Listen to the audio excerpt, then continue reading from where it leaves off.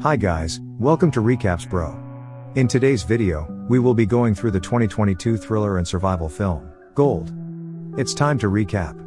Turn on subtitles and spoilers ahead. Let's get started. The movie begins with a man whose name is Virgil, looking distressed inside a moving train. He left the city because they all looked down on him, his family, friends and neighbors. After getting down from the train in a desert, he went to a nearby shop and requested a man to make use of the toilet, which was dirty and full of flies. Then we see a man named Keith drove Virgil in his car, and off they went to a place known as Compound. Keith told him about the bills he was to pay, but Virgil argued due to the increase in the bill. He had budgeted $200, but Keith claimed the cost for water wasn't part of the fixed bill. They decided to rest at a place in the desert when the sun began setting. They made a fire to keep themselves warm and safe from the dogs in the desert. Keith asked him, "So, why the compound? Why would you be going to that deserted and lonely place? Seems like there isn't anyone you would like to be within the city, huh?" But Virgil replied, "Opportunity. I am going over to try my luck, to see if I can get something tangible for myself. I was sacked from my workplace in the city, barely surviving, so I feel it's better to come out here and try my luck." He showed Keith a pamphlet he saw. It says that there are piles of gold in the compound. Keith laughed hysterically and said, "This isn't real. They were just trying to make a fool out of you people. How would piles of gold lie in a desert and nobody would have taken it? It's just some goddamn lie." But Virgil was determined to try his luck. The next morning, they continued their journey while Virgil drove the car and Keith slept. On their way, the car broke down because Virgil had turned the AC to the highest degree, which affected the engine of the car. This got Keith very mad at him.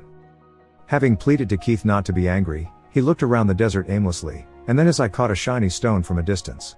He walked slowly to it, checked it out, and called Keith to have a look. While shouting, he said, "Hey man, look over here, stop being upset. Come over, let's check this thing out."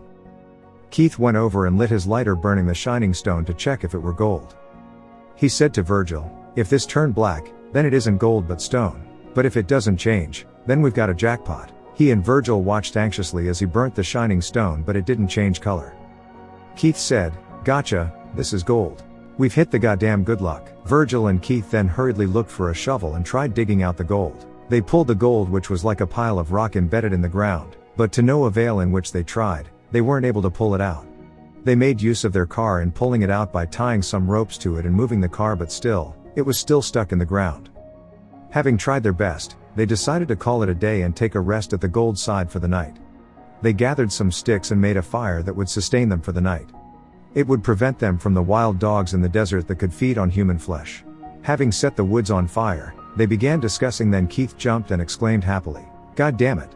You found a pile of gold laying on the floor. We just found a pile of gold. When does this ever happen? We are going to be damn rich. What are the odds, man?" He dragged Virgil into getting up and the two began to shout into the air happily. They then discussed getting an excavator to take out the gold and who would go get the excavator. Keith suggested Virgil go over to his friend's place to get it, but Virgil argued, saying, "Why don't I stay with the gold? You know where to get the excavator, you know the man that owns it, so you should go get it. I'll protect the gold while you're away." Keith said, "I don't want you to take it the wrong way or anything, but I don't trust you to keep your head while I'm gone. I'm not talking down on you, but you gotta watch the water and food. You'll be on limited resources and I fear you might not be able to take action when another person tries getting closer to the gold. It ain't no joke out here." But Virgil was adamant about staying with the gold, so Keith decided to go lend the excavator. When Virgil wasn't looking, Keith said to himself, "Just look at the stupid young ass wanting to stay with a pile of gold. Foolish young lad." Before leaving, he gave Virgil a phone, plastic full of water, and cans of food to live on till he gets back. "When I get back we would be rich as hell," he shouted while about to leave, but in mind, he wasn't pleased with Virgil. After Keith left, Virgil became lonely, feeding on the cans of food and trying not to run out of water. Flies were moving all over his body, and every night, he gathered dried sticks and made fire with them to protect himself from the hungry dogs always howling at night from a far distance. A few days later, while checking the area, he saw a crashed airplane whose metal was rusted and creaked with every move he made in it. He took some part of the broken part to make a small tent for himself close to the gold and waited patiently for Keith, who then called him to inform him that he would take longer than expected because the weight of the excavator keeps weighing down the engine, so he couldn't move faster.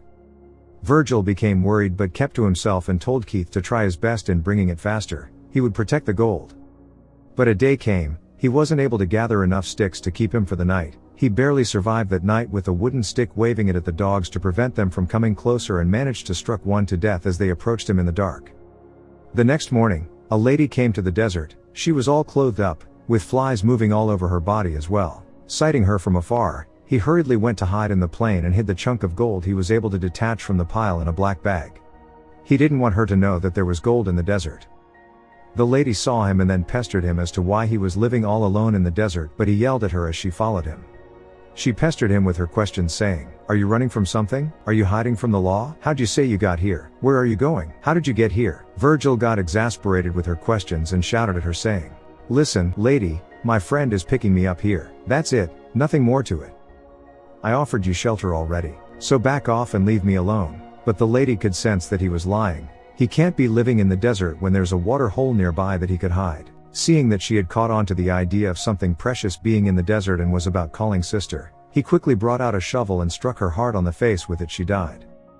He then gathered some sticks and burnt her body, using her as a source of fire for the night.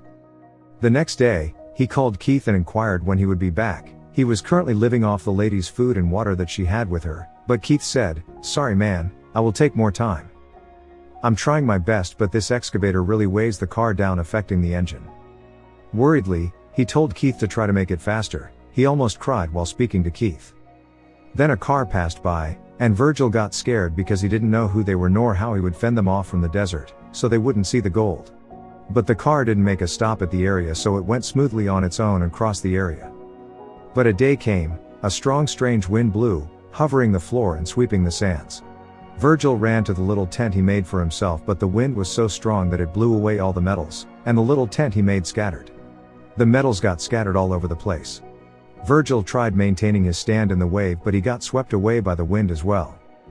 When the wind had calmed down by the next morning, Virgil was covered with sand and a stick had gotten stuck to his stomach. He was injured. He tried moving around the place, checking out for food to feed on, but there wasn't anything left with him other than the flies moving all over him. He then collapsed on the floor, but a lady saved him. The girl's sister he had killed saw him dehydrated and then poured some water into his mouth, which made him wake up. She offered him food and rendered to take him to the water hole, which was a safer place for him to live in, but he refused. He yelled at her, asking her to leave. She inquired if he had seen her sister passing along the desert, but he kept yelling at her to leave him alone. Alone on the island, he began hallucinating. He started seeing things that weren't real nor happening. He saw the girl he burnt standing with fire and smoke over her. In fear he screamed out. Then Keith called him and asked him how things were. He asked how he was surviving, but he responded that he isn't himself any longer. "Where are you?" he asked. "I am very close, I can see smoke," Keith said. This gave Virgil some hope that Keith would soon come and get him, but some hungry dogs were close to him, barking and howling at him. He tried chasing them off, even hitting them with the telephone in his hand, but wasn't able to ward them off. At each turn he chased them, and they shifted and made their way back to him. The 4 dogs then pounced on him, hungrily feeding off of his flesh, while Keith watched him from a distance. "I found it. It is mine, useless man," Virgil said, seeing that Keith had deceived him so he would have the gold only to himself. Gloomily, he looked at the gold from a distance as the dogs fed on his flesh and tore his body apart. Seeing that Virgil was gone, Keith went to the place to retrieve the gold. He saw Virgil's body with some part of his body missing. Abruptly, an arrow flew from nowhere and hit him in his heart. It went straight into his heart and he died on the spot. The girl's sister had shot the arrow. She sensed that Virgil had lied to her and had seen her sister's skull and the gold he was covering. She was trying to get an excavator as well to remove the gold. Seeing that Keith brought one from a far distance, she killed him, retrieved her sister's bones and the gold, then left the desert for good. The end. Thanks for watching.